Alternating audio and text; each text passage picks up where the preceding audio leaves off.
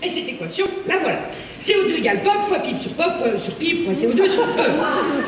Bon, je vous remercie. Alors comme ça, ça peut sembler un peu compliqué, mais finalement c'est assez simple.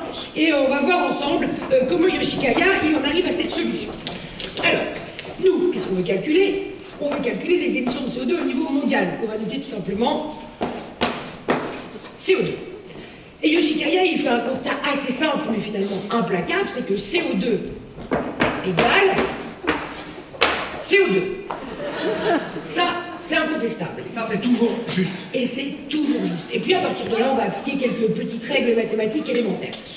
La première d'entre elles, c'est que quand on multiplie quelque chose par un nombre, si on divise par le même nombre, bah, ça ne change rien à la quantité de la chose.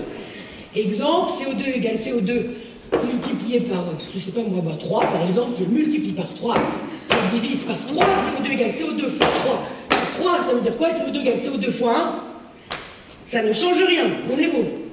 Et ce qui est super avec cette règle, c'est que ça marche avec tous les chiffres. 4 000, 2 milliards, 1,9. Et en réalité, ça marche avec tout.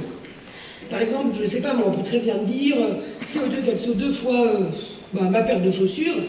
Si on divise par ma paire de chaussures...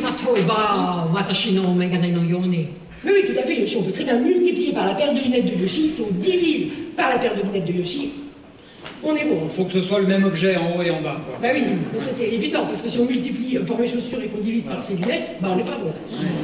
On peut multiplier par, je sais pas moi, la quantité d'énergie nécessaire pour faire fonctionner cet ordinateur. Si on divise par la quantité d'énergie nécessaire pour faire fonctionner cet ordinateur, on est bon.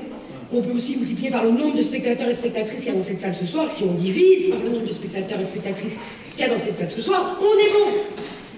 Mais nous, ce qu'on veut, c'est calculer les émissions de CO2 au niveau mondial. Alors franchement, le nombre de personnes qu'il y a dans cette salle ce soir, ça pèse pas bien lourd là-dedans. Nous, on va plutôt s'intéresser au nombre de personnes qu'il y a sur l'ensemble de la Terre, aux habitants de toute la Terre, à la population mondiale en somme. On va noter tout simplement, pop, je multiplie